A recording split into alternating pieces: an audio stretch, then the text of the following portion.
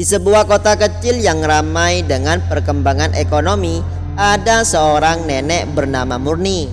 Murni adalah seorang wanita tua yang sederhana dengan pakaian lusuh dan tongkat kayu yang selalu menemani langkahnya.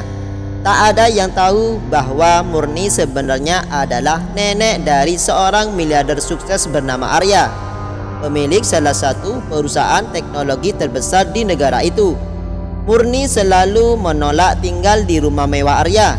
"Hidupku sudah cukup," katanya. "Aku lebih bahagia di rumah kecilku di desa, mengurus kebun dan ayam-ayamku." Arya menghormati keputusan neneknya, meskipun ia sering mengirim uang dan kebutuhan lain untuk memastikan neneknya hidup nyaman. Namun Murni jarang menggunakan uang itu. Ia lebih memilih hidup dengan cara yang sederhana. Suatu hari Murni memutuskan untuk pergi ke kota untuk membeli mobil.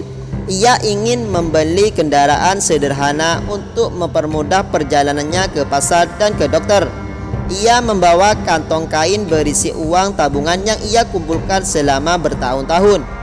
Ketika Murni tiba di sebuah showroom mobil mewah, sebuah mata tertuju padanya. Pakaian lusuhnya dan penampilannya yang sederhana membuatnya terlihat seperti orang yang tidak mampu. Seorang pegawai showroom mendekatinya dengan wajah sinis. "Maaf Bu," katanya dengan nada meremehkan.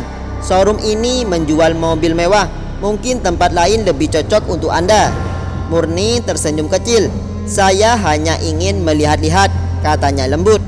Namun pegawai itu tetap bersikeras, bahkan memintanya keluar dengan alasan mengganggu pelanggan lain. Beberapa orang di showroom mulai berbisik-bisik. Ada yang tertawa pelan mengira Murni hanya orang tua yang tidak tahu diri. Murni pun keluar dengan tenang. Namun sebelum pergi, ia mengeluarkan ponselnya dan menelepon cucunya Arya.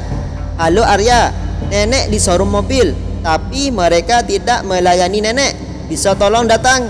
katanya santai. Arya yang sangat menyayangi neneknya langsung datang dengan mobilnya. Ketika Arya tiba di showroom, semua pegawai langsung mengenalinya. Mereka terkejut melihat Arya menghampiri Murni, memeluknya dan berbicara dengan penuh kasih sayang. "Nek, ada apa? Mereka tidak melayani nenek?" tanya Arya.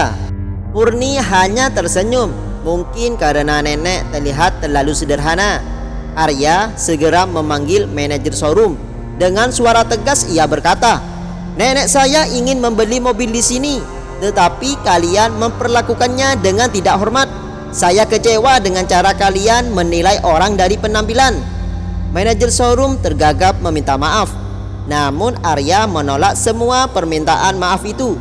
"Kami akan membeli mobil dari tempat lain, dan saya pastikan semua orang tahu bagaimana kalian memperlakukan pelanggan." Arya membawa neneknya ke showroom lain yang melayaninya dengan ramah tanpa memandang penampilan. Murni akhirnya membeli mobil sederhana yang diinginkannya, membayar dengan uang tunai dari tabungannya.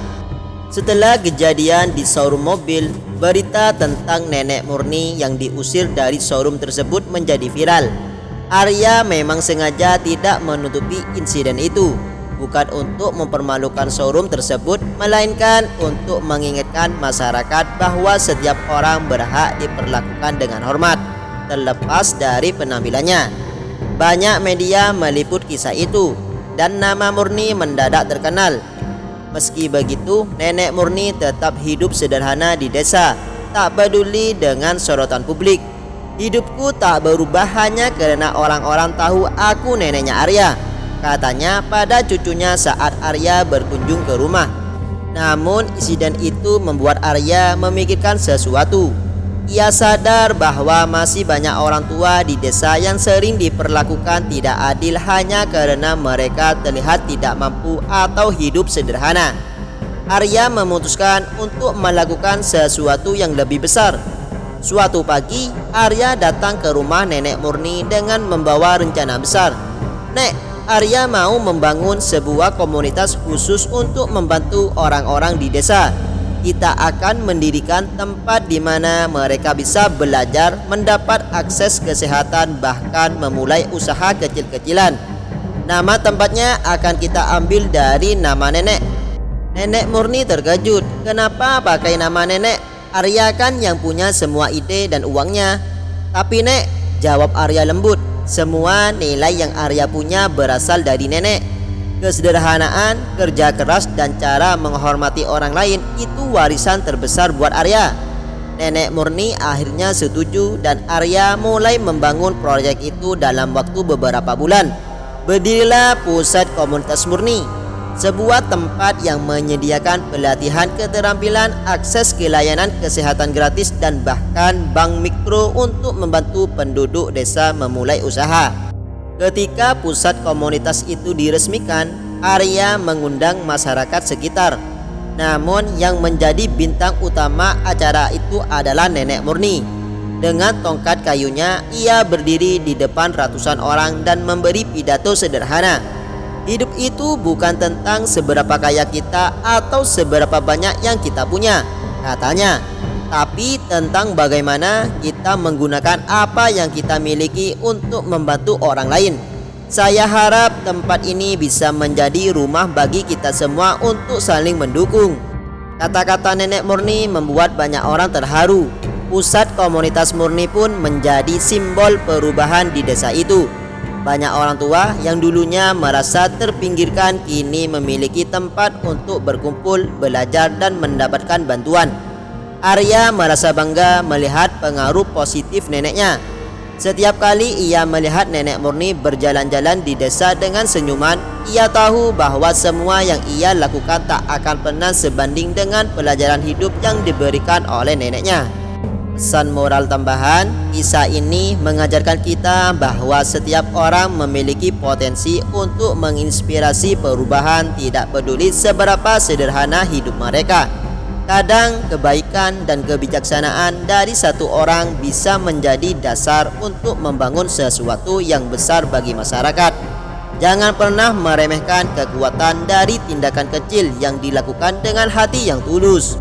Pesan moral, cerita ini mengajarkan kita untuk tidak menilai orang dari penampilan. Seseorang yang tampak sederhana bisa jadi memiliki nilai yang luar biasa, baik dari segi harta maupun kebijaksanaan. Hormati semua orang tanpa memandang status mereka, karena kebaikan dan penghormatan adalah cerminan dari hati yang benar.